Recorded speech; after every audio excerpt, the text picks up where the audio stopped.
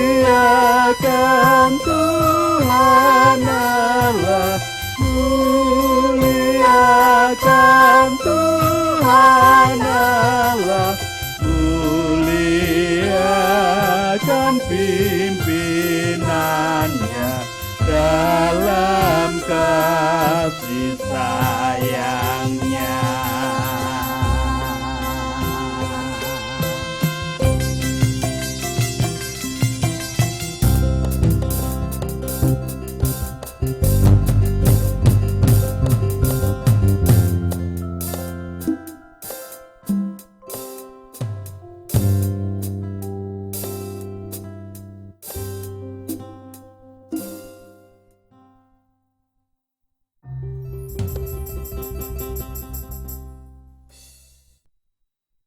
Semangat pagi.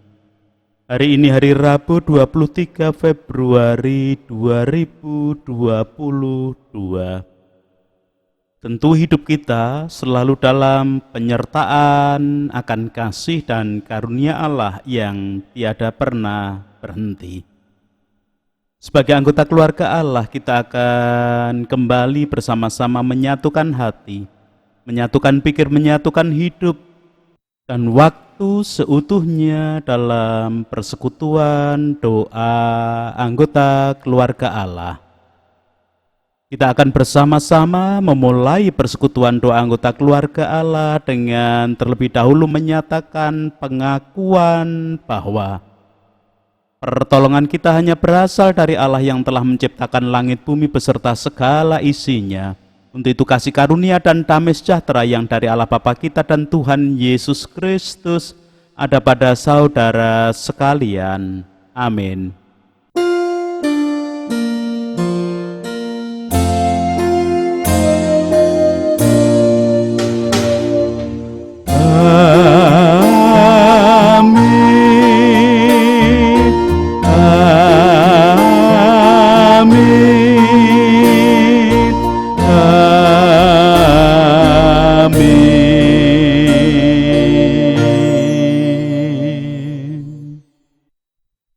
Anggota keluarga Allah, perenungan Sabda hari ini menggunakan tema dan judul yang diambil dalam ungkapan Jawa Gudang Rempelas. Anggota keluarga Allah, rempelas adalah jenis tumbuhan perdu yang merambat, batangnya liat, dibuat tali yang kasar, daunnya kasar, digunakan untuk menggosok kayu. Tetrasera scandens. Jika dicari persamaan katanya, kita akan menemukan rempelas sama dengan amplas yang biasanya digunakan untuk menggosok kayu atau besi supaya menjadi halus dan bersih dari karat. Sedangkan gudang, kita semua mengetahui, adalah suatu tempat yang digunakan untuk menyimpan banyak barang.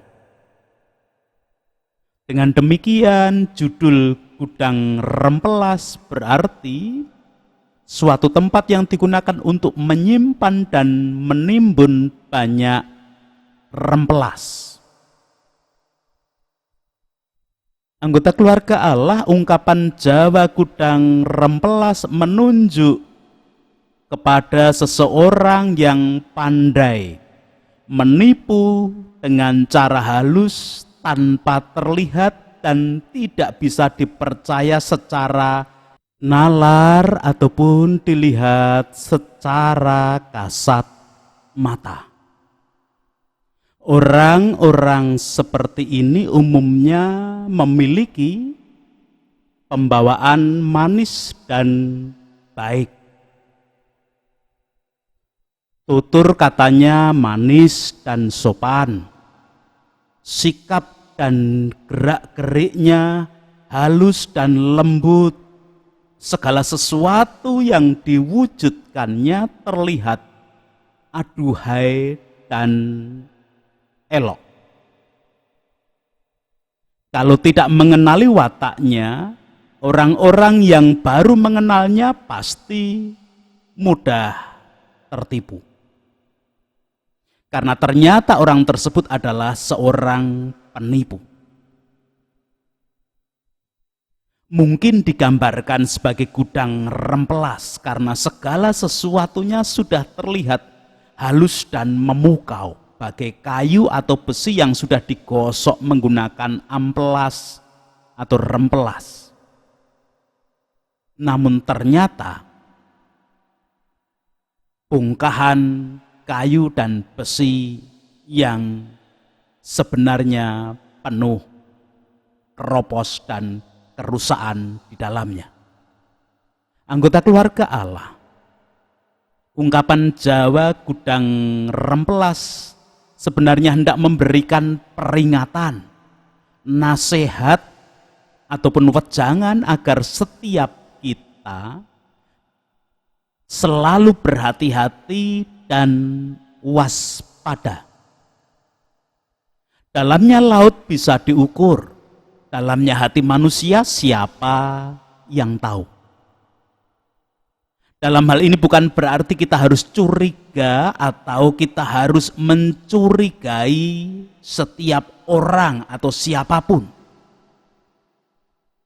Jangan sampai gara-gara ada peringatan, nasihat, dan wejangan tentang gudang rempelas ini, saat kita bertemu dengan orang baik dan berpembawaan manis, kemudian hanya mencurigai yang akan menghasilkan ketidakbaikan.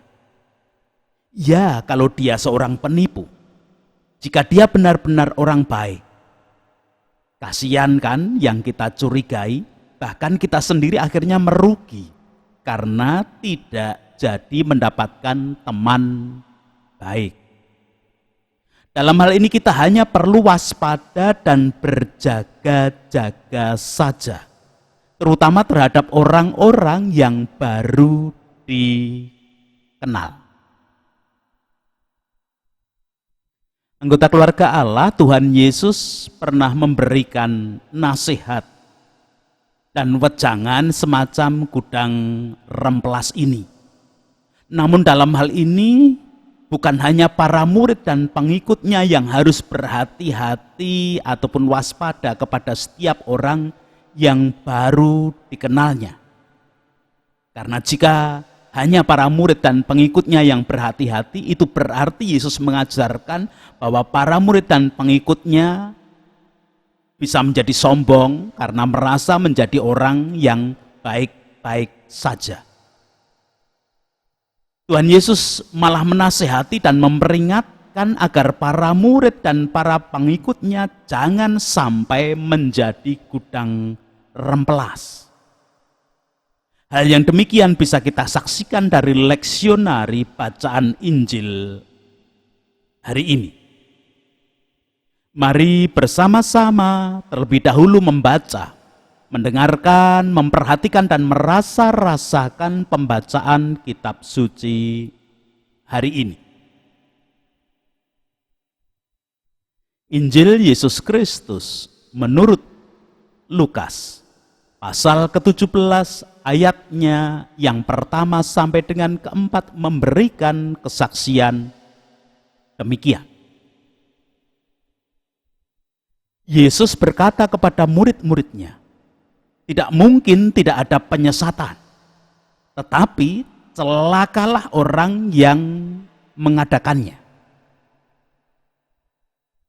Adalah lebih baik baginya jika sebuah batu kilangan diikatkan pada lehernya, lalu ia dilemparkan ke dalam laut daripada menyesatkan salah satu dari orang-orang yang lemah ini. Jagalah dirimu, jikalau saudaramu berbuat dosa, tegurlah dia, dan jikalau ia menyesal, ampunilah dia. Bahkan jikalau ia berbuat dosa terhadap engkau 7 kali sehari, dan 7 kali ia kembali kepadamu dan berkata, aku menyesal, engkau harus mengampuni dia. Demikian kesaksian Injil Lukas 17 ayat 1 sampai dengan ke-4.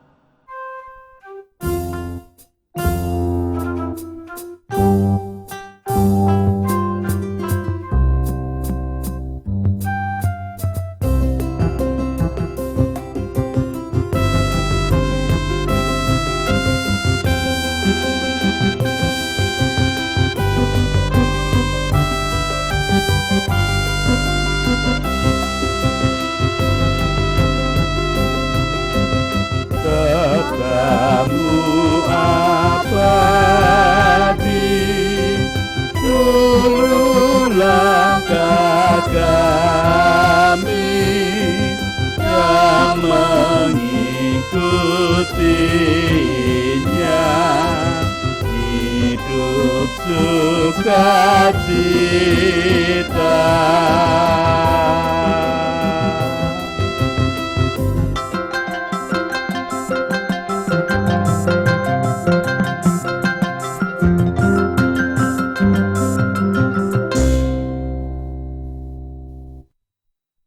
Anggota keluarga Allah, Tuhan Yesus menyatakan bahwa gudang rempelas bagai seorang penyesat. Ayat pertama dinyatakan kepada kita semua demikian. Yesus berkata kepada murid-muridnya, tidak mungkin tidak akan ada penyesatan. Tetapi celakalah orang yang mengadakannya. Mari kita terlebih dahulu mencoba membaca dan membandingkan dari beberapa terjemahan Alkitab berbahasa Indonesia perihal kata penyesatan. Yang pertama, Alkitab yang terbuka mengatakan demikian. Kemudian Yesus berkata kepada para muridnya, batu sandungan pasti akan ada, tetapi celakalah orang yang menyebabkannya. Dalam hal ini, kata batu sandungan diberi penjelasan sebagai metafora untuk menyebut penyesatan. Berikutnya dalam terjemahan bahasa Indonesia masa kini, dikatakan demikian, hal-hal yang menyebabkan orang berbuat dosa pasti akan ada, tetapi celakalah orang yang menyebabkannya. Berikutnya lagi dalam terjemahan firman Allah yang hidup. Cobaan untuk berbuat dosa akan selalu ada. Tetapi celakalah orang yang menyebabkan cobaan itu. Sedangkan dalam terjemahan sederhana Indonesia edisi 2.5 dikatakan demikian. Di dalam dunia ini pasti akan selalu ada godaan-godaan sehingga orang-orang jatuh ke dalam dosa. Tetapi celakalah orang yang menyebabkan hal-hal itu terjadi. Anggota keluarga Allah, dari beberapa terjemahan kitab suci dalam bahasa Indonesia tadi, kita bisa mengetahui bahwa yang dimaksudkan oleh Tuhan Yesus tentang penyesatan yang juga bisa disebut dengan batu sandungan adalah sesuatu yang menjadikan orang lain berbuat dosa atau orang lain terjatuh dalam dosa. Hal tersebut bisa berupa cobaan ataupun godaan yang dilakukan oleh seseorang. Jadi seseorang yang mencobai atau menggodai sesamanya hingga sesamanya tadi jatuh pada perbuatan dosa, dia adalah penyesat. Satu hal yang perlu diperhatikan dari semua terjemahan di depan tadi adalah bahwa orang yang menyebabkan penyesatan itu pasti celaka. Itu berarti Tuhan Yesus sebenarnya lebih mengajak agar setiap muridnya, setiap pengikutnya jangan sampai menjadi penyesat ataupun menjadi gudang rempelas tadi. Jangan sampai menjadi penyebab penyesatan orang jatuh dalam dosa. Karena setiap murid dan pengikut Tuhan Yesus yang menjadi penyebab penyesatan atau menjadi gudang rempelas dinyatakan pasti celaka. Anggota keluarga Allah, bukankah setiap murid dan setiap pengikut Tuhan Yesus sebenarnya adalah orang-orang yang sudah menerima penebusan dari tubuh dan darah Kristus yang kemudian ditempatkan pada jalur atau jalan yang baik dan menuju pada kebenaran. Murid dan pengikut Tuhan Yesus sudah dibebaskan dari kuasa dosa yang menuju pada maut. Murid dan pengikut Tuhan Yesus adalah orang-orang yang sedang diajak berjalan dan diarahkan untuk menggapai kesempurnaan, keselamatan. Masakan sebagai orang yang sudah berada di jalur keselamatan, jalur yang benar, terbebas dari kuasa dosa, jalur yang selalu terarah pada kesempurnaan keselamatan, malah menjadi penyesat atau menjadi penyebab terjadinya penyesatan kepada sesamanya yang kemudian terjatuh dalam dosa. Tentulah tidak pas dan pastilah tidak elok jika itu terjadi. Bukankah yang dikehendaki Allah adalah semua manusia diselamatkan? Sekalipun sebagai orang percaya, sebagai anggota keluarga Allah, kita tetap sadar bahwa ada orang-orang yang tidak menerima karya keselamatan Allah yang dilakukan di dalam Kristus. Namun sebagai murid dan pengikut Kristus, kita tidak diperkenankan menjadi penyebab penyesatan atau kita menjadi gudang rempelas tadi. Anggota keluarga Allah, hukuman bagi orang yang menyebabkan penyesatan adalah seperti yang dinyatakan pada ayat kedua. Demikian saya mengulangnya, adalah lebih baik baginya jika sebuah batu kilangan diikatkan pada lehernya, lalu ia dilemparkan ke dalam laut daripada menyesatkan salah satu dari orang-orang yang lemah ini. Sungguh mengerikan hukuman bagi orang yang menyebabkan penyesatan. Leher diikat saja rasanya sudah tidak enak dan serasa hampir mati. Bagaimana rasanya jika diikat dan diberi beban atau bandul berupa batu kilangan? Batu kilangan adalah batu yang semacam lumpang untuk menggiling atau menumbuk biji-bijian supaya menjadi halus seperti tepung.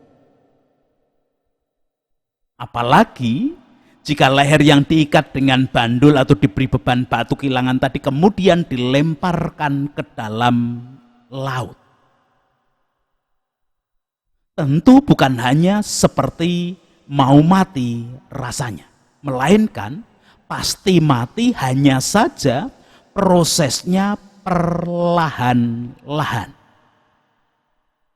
Atau dalam kata lain, sebelum mengalami kematian ada proses penyiksaan yang akan dirasakan. Sekali lagi sungguh mengerikan jika murid dan pengikut Tuhan Yesus menjadi penyebab orang disesatkan dalam dosa. Anggota keluarga Allah, Tuhan Yesus memberikan nasihat pada ayat yang ketiga. Jagalah dirimu. Jikalau saudaramu berbuat dosa, tegurlah dia, dan jikalau ia menyesal, ampunilah dia. Pertama-tama yang harus dilakukan, setiap murid dan pengikut Tuhan Yesus harus menjaga diri agar tidak ditipu oleh gudang rempelas atau jangan sampai disesatkan. Namun demikian, setiap murid dan pengikut Tuhan Yesus juga tidak boleh menjadi gudang rempelas atau menjadi penyebab penyesatan. Bahkan lebih dari itu, setiap murid dan pengikut Tuhan Yesus, jika merasa dan melihat ada orang yang berbuat dosa, mempunyai tugas untuk mengingatkan. Dalam hal ini, perkenankanlah saya memodifikasi slogan KPK atau slogan apa, katakan tidak pada korupsi. Saya modifikasi menjadi katakan tidak pada dosa. Bukan hanya kita jangan sampai berbuat dosa, tetapi aku tidak mau melihat orang terjatuh dalam dosa dan aku tidak mau melihat dosa. Maka aku harus mengingatkannya. Anggota keluarga Allah, berikutnya yang perlu dilakukan oleh setiap murid dan pengikut Tuhan Yesus adalah memperhatikan setiap perubahan yang terjadi pada orang yang diingatkan dari perbuatan dosanya tadi. Jika ada perubahan dengan wujud pengakuan dan penyesalan akan dosa, murid dan pengikut Tuhan Yesus mempunyai tanggung jawab untuk memberikan pengampunan, harus mengampuni. Apa yang terjadi jika murid dan pengikut Tuhan Yesus tidak mau mengampuni orang yang mengakui dan menyesali dosanya? Tentu jika murid dan pengikut Tuhan Yesus tidak mengampuni, sama saja dia menjadi orang yang menyesatkan bagi orang yang bertobat. Dengan demikian, pasti juga akan celaka karena hukuman. Seperti gambaran diikat lehernya, dibandul atau diberi beban batu kilangan, dilemparkan ke dalam laut juga akan diberlakukan baginya. Untuk itulah Tuhan Yesus mewanti-wanti, memberikan peringatan dengan sungguh agar diperhatikan pada ayat keempat. Yang demikian, bahkan jikalau ia berbuat dosa terhadap engkau 7 kali sehari, dan 7 kali ia kembali kepadamu dan berkata, aku menyesal, engkau harus mengampuni dia. Anggota keluarga Allah, dalam hal ini, sebagai murid dan pengikut Tuhan Yesus, kita tidak diperkenankan melihat atau memusatkan mata dan pikiran kita terhadap berapa kali sesamaku berbuat dosa, berapa kali dia berbuat kesalahan kepadaku. Tidak boleh berpusat pada kesalahan. Berapa kali pun dia berbuat dosa, berapa kali pun dia berbuat salah kepada kita, selama ia mau mengakui dan menyesali, tugas kita adalah mengampuni. Sekali lagi, berapa kali pun dia berbuat salah dan berbuat dosa kepada kita, selama ia mau mengakui dan menyesalinya, tugas murid dan pengikut Tuhan Yesus Kristus adalah mengampuni. Dengan kata lain, Jangan melihat dan menghitung dosa orang lain. Jangan hanya mencari kesalahan orang lain. Cari dan temukanlah berapa kali dia mengakui dan menyesali dosanya. Setiap murid dan pengikut Tuhan Yesus bertugas untuk mencari kebaikan dan kelebihan orang lain, bukan kesalahan dan dosanya. Para murid Tuhan Yesus, para pengikut Tuhan Yesus diperintahkan untuk menggunakan mata lebah yang selalu mencari nektar dan kemudian memproduksi madu untuk kebaikan, rasanya manis, untuk kesehatan, dan lain sebagainya. Jangan pernah menjadi murid dan pengikut Tuhan Yesus menggunakan mata lalat yang selalu mencari sampah dan kotoran dan kemudian hanya memproduksi penyakit, memproduksi kekotoran dan hal-hal yang menjijikkan dalam hidup. Selamat mewujudkan apa yang menjadi sabda Tuhan hari ini, karena Tuhan memberkati kepada setiap anggota keluarga Allah. Amin. Mari sekarang kita akan bersama-sama menghadap Tuhan dalam doa. Segala puji, hormat, dan syukur kemuliaan hanya bagi nama Allah yang hari ini menyatakan sabda suci kepada kami, mengingatkan kami agar kami jangan sampai menjadi penyesat, agar kami jangan sampai menjadi gudang rempelas, namun kami hidup menjadi orang-orang yang selalu memberikan pengampunan kepada orang yang memang mengakui dan menyesali dosanya.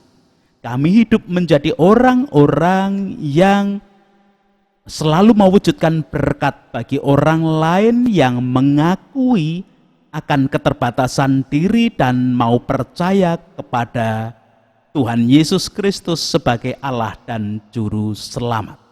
Hari ini apapun sikap, perbuatan, angan, perasaan yang terjadi dalam hidup kami, Tuhan berkuasa, Tuhan menopang, Tuhan menolong. Perkenankan kami tak berdoa untuk bangsa dan negara ini melalui para pemimpin, wakil rakyat, tokoh masyarakat, tokoh agama, dan semua komponen yang ada di dalamnya. Apapun keadaan mereka, kebijakan yang diajakkan pemerintah untuk menggapai hidup lebih baik, menggapai damai sejahtera, mewujudkan keadilan, kemakmuran yang sejati, Tuhan berkuasa, Tuhan menolong, dan Tuhan memberkati. Setiap tanggapan dari masyarakat, tokoh agama, semua komponen bangsa negara untuk bersama-sama membangun negeri, Tuhan berkuasa. Upaya kerukunan, upaya toleransi dalam keberbedaan yang kami sadari di tengah-tengah bumi pertiwi, Tuhan juga berkuasa seutuhnya. Itu doa kami, Tuhan. Ampuni Tuhan dosa kesalahan kami, ampuni dosa kesalahan para pemimpin, wakil rakyat, tokoh masyarakat, tokoh agama, dan semua komponen bangsa dan negara ini. Hanya di dalam Kristus kami boleh berdoa dan mengaturkan hal-hal yang tidak sempurna di dalam kehidupan ini karena kasih-Mu yang menyempurnakan. Amin.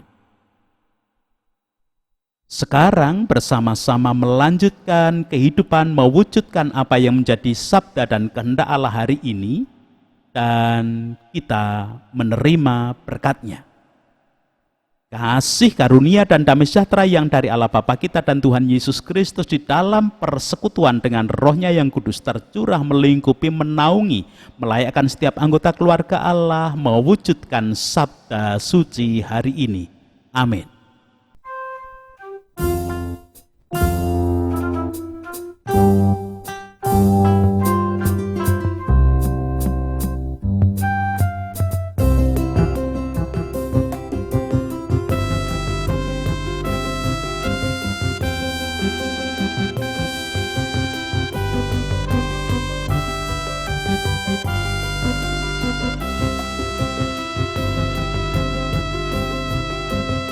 Katamu semua harta tak terduga sungguh memberkati, yang membuka hati.